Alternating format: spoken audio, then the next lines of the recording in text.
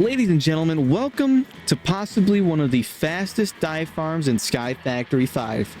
This thing produces a whopping 1,440 die blocks per hour of each color. That equates to roughly 250,000 blocks of die an hour, and it is just an absolute unit. So without further ado, let me explain how we build this thing. Channel-wise, we have 3 main runs coming off. They all are under 64 channels, so you can even plug more stuff into this, like hide these crafters below on this white line, or even the molecular assemblers down here on the black line.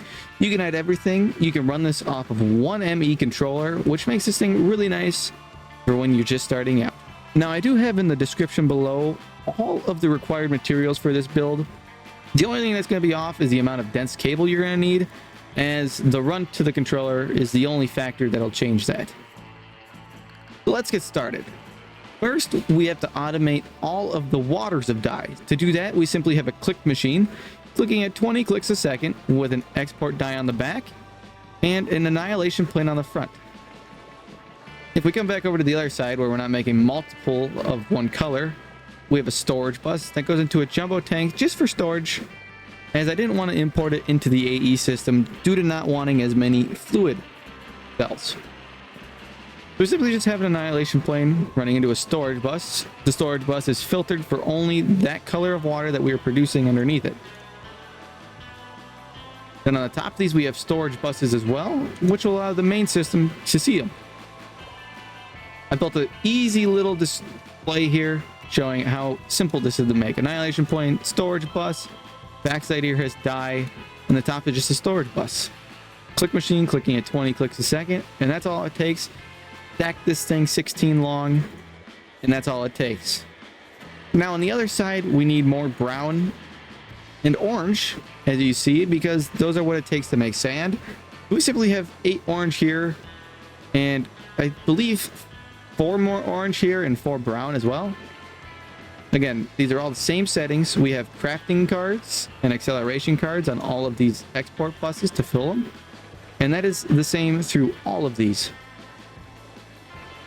Now, the only tricky thing is here, when we run the dense cable up the center, we do need to make sure that we have quartz fibers here, as these are running on subnets, so they will fill up the main channels if we use them. As you see, these are full on 16 and 16. So we're taking advantage of using subnets here to not fill up on the main network's channels. Now to build one of the die farms itself. It's a very simple build. We have a limited acacia diamond barrel, which will hold 2 million blocks of die with 2 stack upgrades. With 4, it'll hold 500,000 blocks. We simply have a storage bus. Colors doesn't matter. An export bus exporting whatever color die you want to make into it with a solid block on top. This prevents rain from falling in here, collecting, making water, which water plus sand equals clay blocks, and that makes a mess if you're wondering. Under this brown barrel, we simply have a wooden hopper going into the diamond barrel, and on the back, we have a wooden hopper going into the barrel. On top of that, we have an interface set to request to stock 64 sand with a crafting card. You can see these in progress all the time, and these things haul. Again, we make roughly like 240 a minute, and it is an absolute just insane amount of dies. Over here, it is the exact same setup as over there, just we have it doing a lot more orange and 4 more brown. That is due to the sand recipe needing 3 blocks of orange to 1 block of brown to make a thing of sand. We have molecular assembler set up like this, as they craft the fastest this way. We simply just have recipes for all of the dyes and sand. And that's pretty much it. Honestly, it's a very simple build. We have dense smart cable, just to show the channels on here. You can just use dense cables.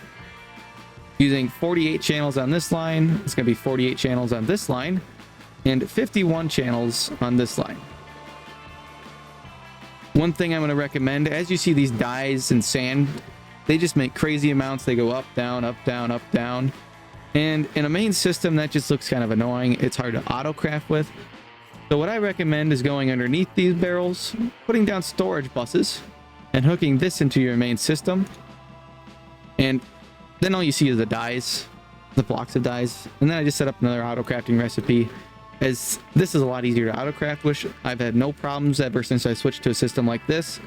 I used to run like this on my single player world, but I had to switch fast because auto crafting got really annoying with dies fluctuating rapidly.